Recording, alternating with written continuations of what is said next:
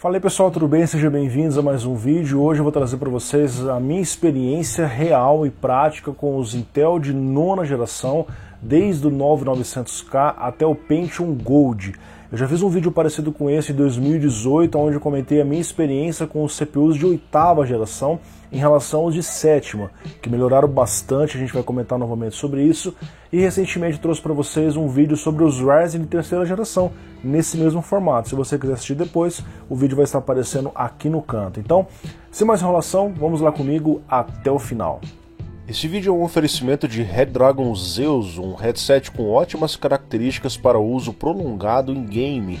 Ele conta com grandes earpads confortáveis, haste almofadado com ajuste de altura, microfone direcional removível com cancelamento de ruído, controle de volume direto no cabo e compatibilidade com PCs e consoles via P3.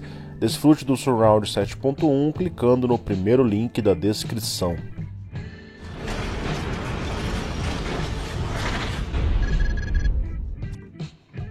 Então vamos lá comentar sobre a minha experiência com os CPUs Intel de nona geração, e as coisas melhoraram bastante nas últimas duas gerações. A oitava e nona geração foram verdadeiras revoluções no que diz respeito à performance, à quantidade de núcleos, aos recursos que já estavam estagnados há muito tempo. Por exemplo, o i5, desde a primeira geração, eu já testei aqui o i5 750, ele tinha 4 núcleos e 4 threads. E aí continuou até a sétima geração, o IPC era melhor, o single core era melhor, vários quesitos, controladores internos eram melhores, mas ainda era 4 núcleos e 4 threads. E eu estou usando Intel já faz muitos anos, então eu tenho um feedback até maior para passar para vocês, porque desde os primórdios do canal, lá em 2012, quando eu abri o primeiro canal, eu tinha o 3570K, comprei depois o 3770K de terceira geração. E aí quando eu abri o canal já tinha esses CPUs aqui. Aí testei o 4790K, que eu tinha trocado pelo meu antigo CPU, quarta geração. Depois fui para o 5820K, quarta geração também, só que da categoria high-end da Intel, X99, nos últimos anos. A partir da oitava geração, a coisa engrenou. A AMD não concorria com os FX. Até brigava ali na parte mais baixa, com i3, até no máximo com Core i5, mas a Intel não tinha concorrência, era domínio absoluto. O market share mostra isso, né? Então, na oitava geração, quando a AMD lançou os Ryzen com 8 núcleos e 16 threads, 6 núcleos e 12 threads, a Intel fez alguma coisa. Isso foi uma coisa muito boa. E 5 passou a ser 6 core, e 7 passou a ser 6/12, né? E ok, melhorou bem. Agora, na nona geração, isso continuou melhorando, porque a Intel lançou um Core i9, inédito na história da Intel. Nunca tive Core i9, era só Core i7, o máximo. Mainstream, que é o que a maioria das pessoas testam. Core i9 9900K, melhor CPU que a Intel oferece hoje nessa categoria. Depois lançou as variantes, o KS, KF, sem chip gráfico, tal, o KS com aquela frequência já nos 5 GHz, mas ainda assim, cara, eu testei esse 9900K em algumas oportunidades aqui no canal. Ele é um CPU tipo um 2600K da segunda geração. O cara que comprou um 2600K em 2011, 2012, o cara não precisa trocar esse CPU por muito tempo. De repente está trocando agora por um i5, por um Ryzen 5. Então é um CPU que o cara compra e vai ficar, sei lá, 8 anos, 10 anos com a máquina, sem se preocupar, a não ser que alguma coisa queime, porque é um CPU de 8 núcleos e 16 threads, o mesmo que eu falo para um cara que comprou um 3700X. É um CPU com muita margem para você fazer qualquer coisa, ok? E aí, nós temos ali o 9600K, com 6 núcleos e 6 threads, né? Que as pessoas ficam pensando ali, mas é um CPU ruim porque só tem 6 threads. Cara, até uns anos atrás todo mundo queria comprar um 7400 que tinha 4 threads, né? É lógico, o Ryzen oferece mais threads? Oferece, é o diferencial dele. O 9600K oferece o seu diferencial de uma plataforma mais estável.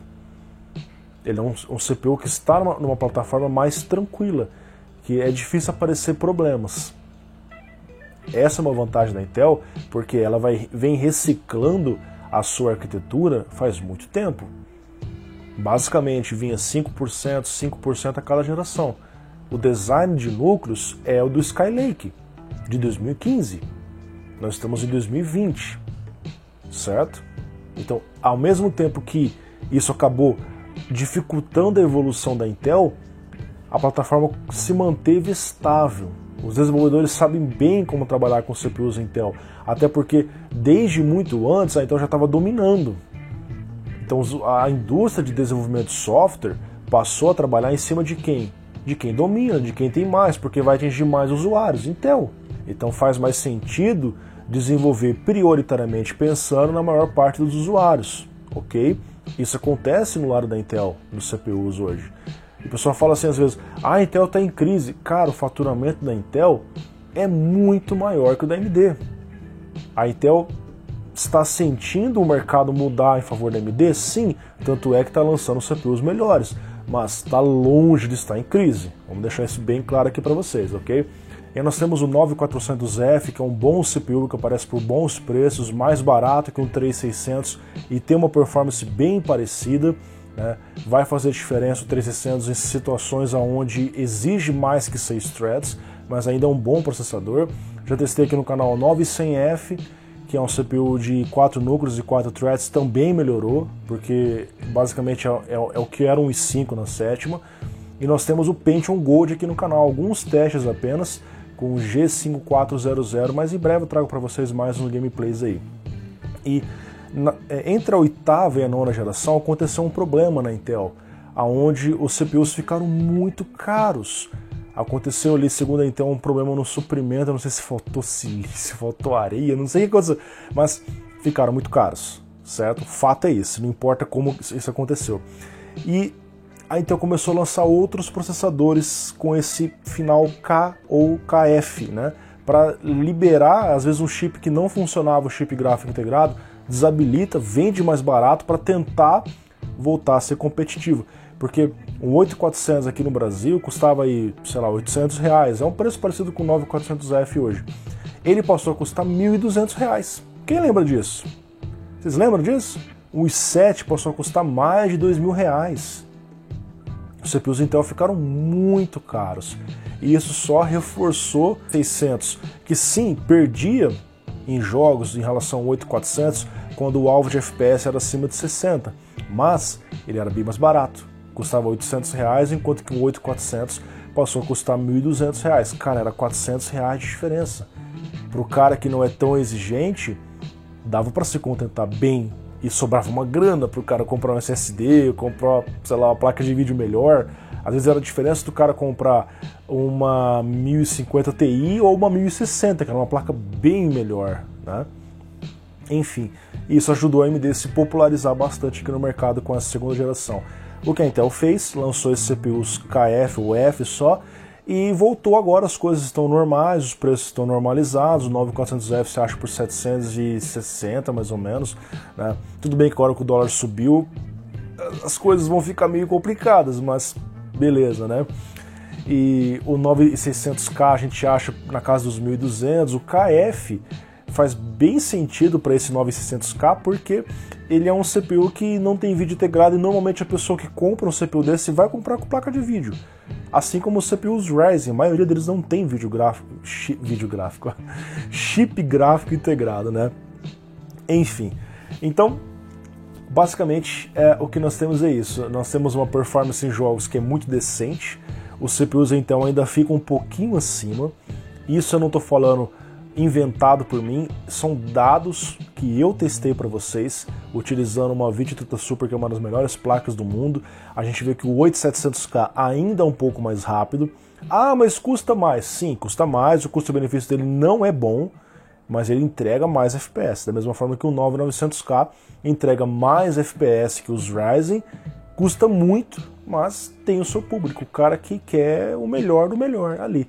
O melhor CPU para jogos hoje, na minha opinião, é o 9900K e as suas variantes, KF, KS, KC, não sei quantos já tem ali. O melhor e gastando o que ele tem ali é esse CPU aí, ok?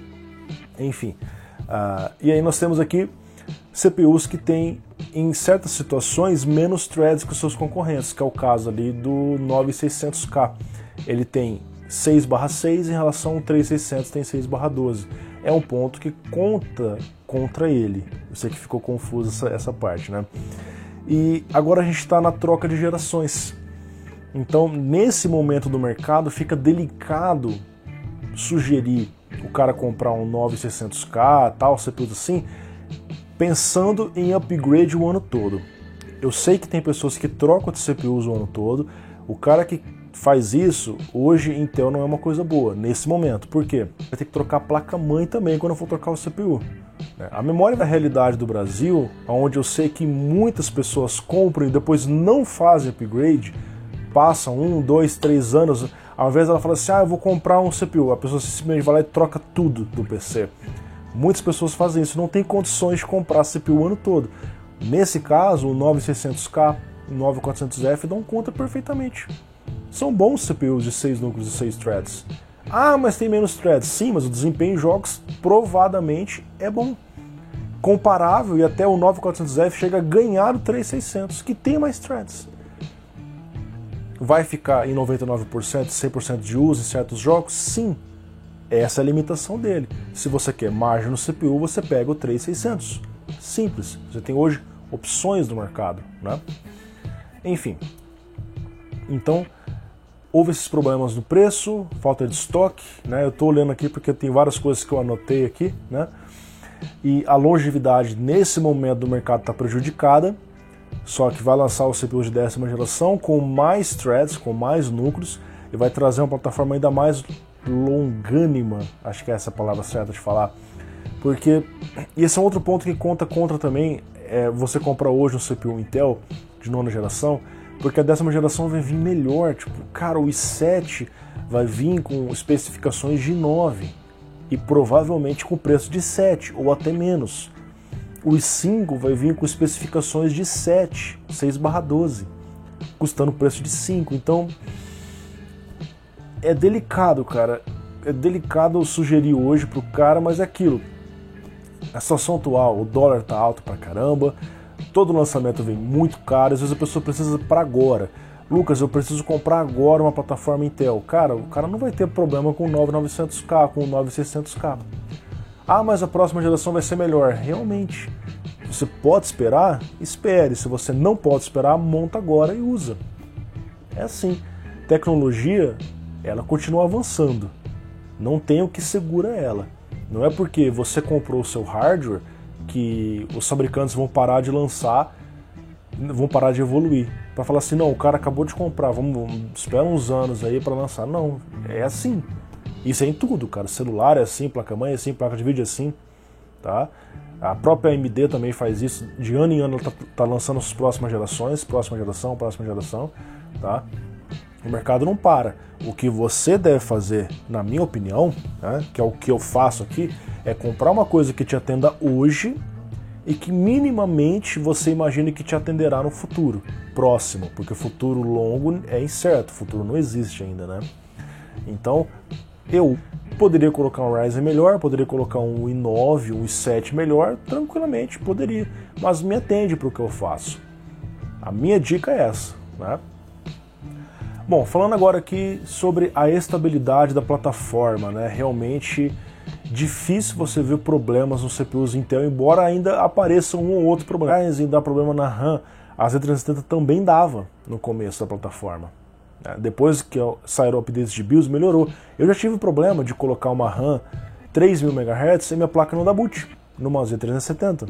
Já aconteceu. Após o update de BIOS melhorou. Por quê? Existe o QVL, a lista de compatibilidade da memória. Hoje em dia está muito melhor. Isso foi apenas no começo. Agora, qualquer RAM que eu uso nas minhas placas funciona. É uma coisa mais plug and play. Isso é um fato. Não é opinião, não é ser fanboy, não. A compatibilidade em Intel é muito melhor. Por quê? Como eu falei, é uma plataforma que está há mais tempo no mercado sendo refinada.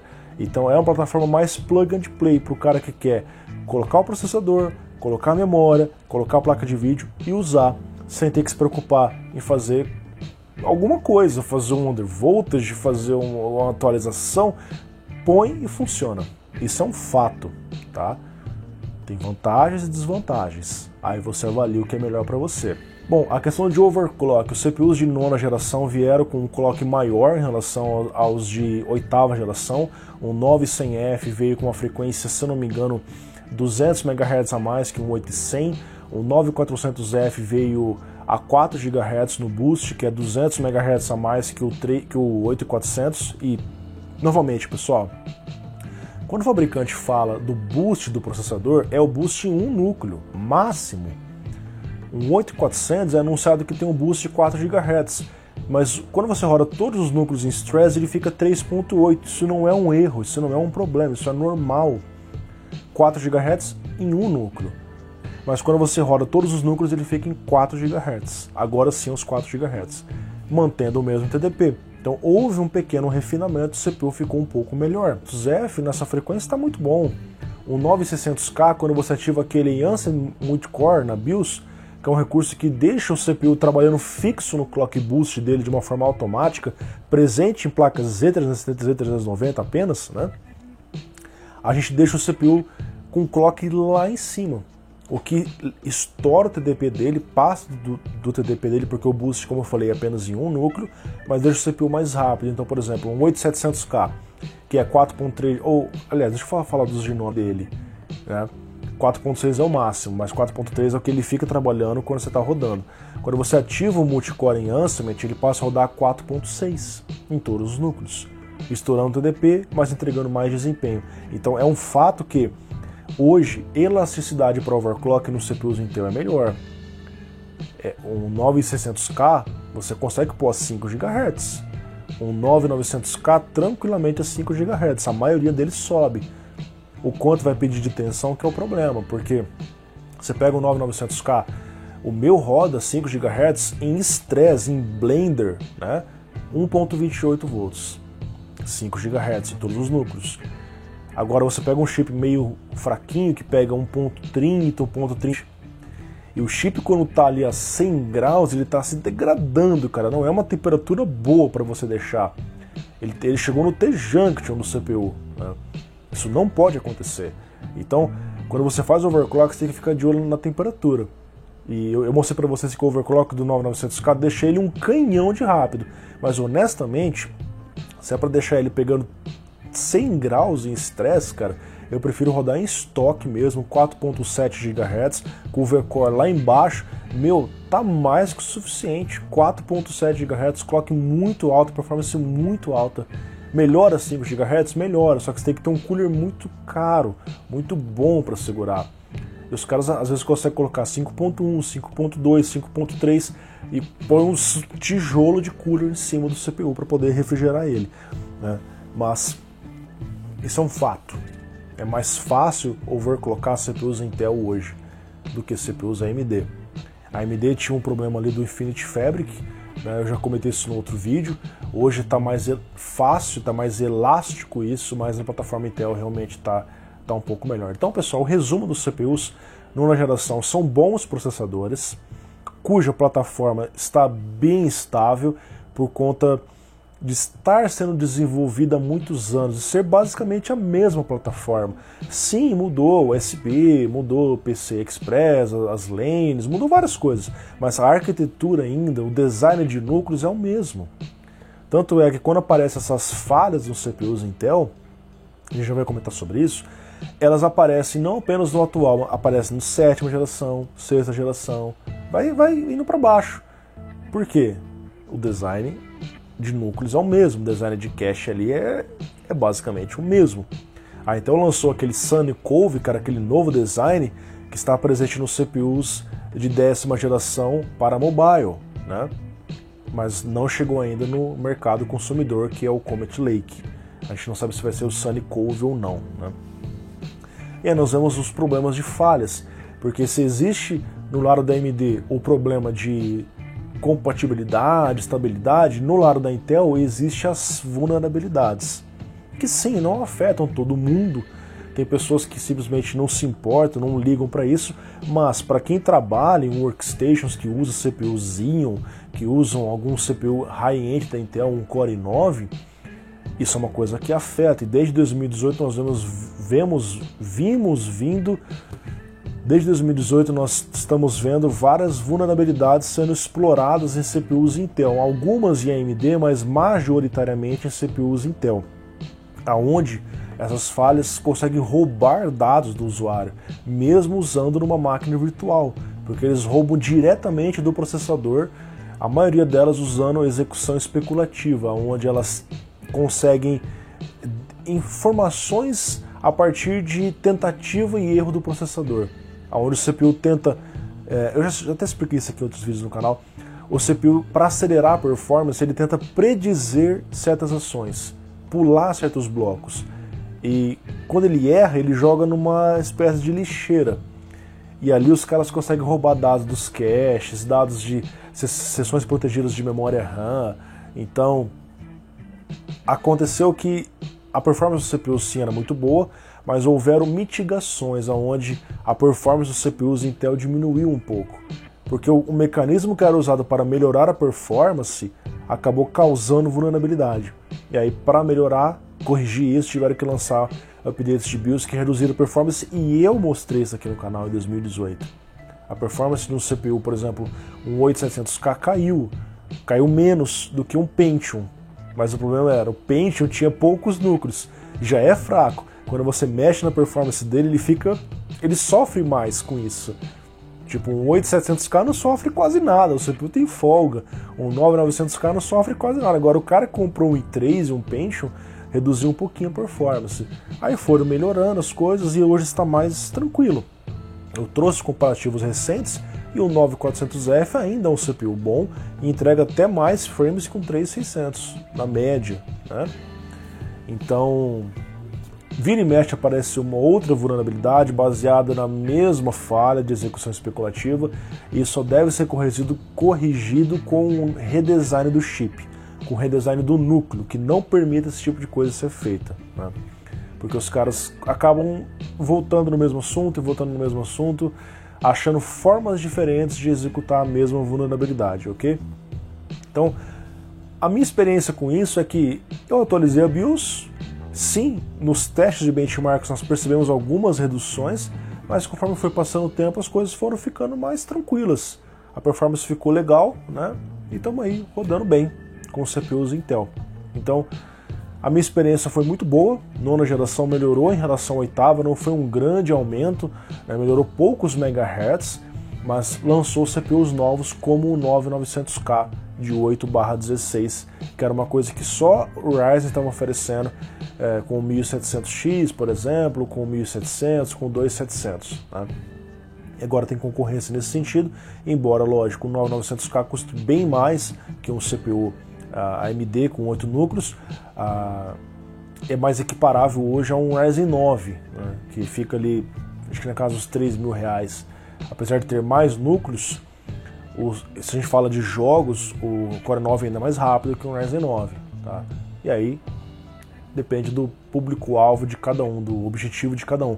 Porque quando a gente fala de jogo com uma taxa de quadros maior, o 9900K vai se diferenciar, vai brilhar. Quando a gente fala de jogar a 60 FPS, empate técnico na maioria dos CPUs. A maioria te entrega isso com tranquilidade, né? Pessoal, e antes que eu encerre esse vídeo, eu esqueci de comentar sobre a performance do Pentium Gold, o G5400 do i3-9900F, que apesar de eu testar pouco, eu não cheguei a fazer um review completo, assim, apenas uns gameplays, os comparativos, são CPUs que atendem a demanda para o cara básico.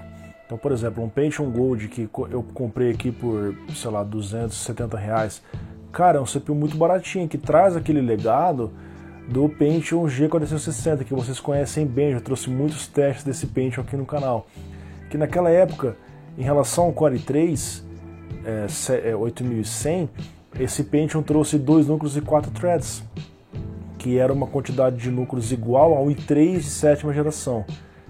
E o desempenho era bacana para o cara que queria jogar jogos casuais, jogos de campanha, até rodava PUBG, dava para rodar até o BF5, mas de uma forma meio ruim, mas dava para tentar rodar alguma coisa ali, que no caso o BF5 pede CPUs de 6 núcleos mesmo, não tem jeito. Mas para um uso básico, casual, dava conta, por isso que vendia que nem água Pentium aqui no canal. E esse Pentium Gold eu tenho aqui, ele melhorou apenas um pouco em relação ao Pentium antigo, aumentou um pouco o clock, e é um CPU decente. O cara quer jogar jogos com foco em campanha, quer jogar um CS, você não precisa comprar um i5 para jogar um CS, não precisa comprar um i7 para jogar um Fortnite. Um Pentium roda bem. Em conjunto ali com uma 1050 Ti, com uma 570, com uma 1650 Super, é um processador legalzinho para você usar, né? E o Core i3 9100F, mesma coisa, ele melhorou, ele tem 4 núcleos e 4 threads. Ele traz um salto de desempenho um pouco melhor em relação ao Pentium e é basicamente um i5 de 7ª geração. Então, dependendo do seu uso, do seu objetivo, é um CPU que dá conta, né? Para você jogar multiplayer online, tipo BF, Assassin's Creed, que é uma série bem pesada, aí eu recomendo CPU de 6 núcleos para cima, tá? Para o cara mais casual, são CPUs que são bem baratinhos e que atendem a essa demanda. Beleza? Agora sim eu encerro o vídeo, espero que você tenha gostado, um grande abraço, tchau, tchau.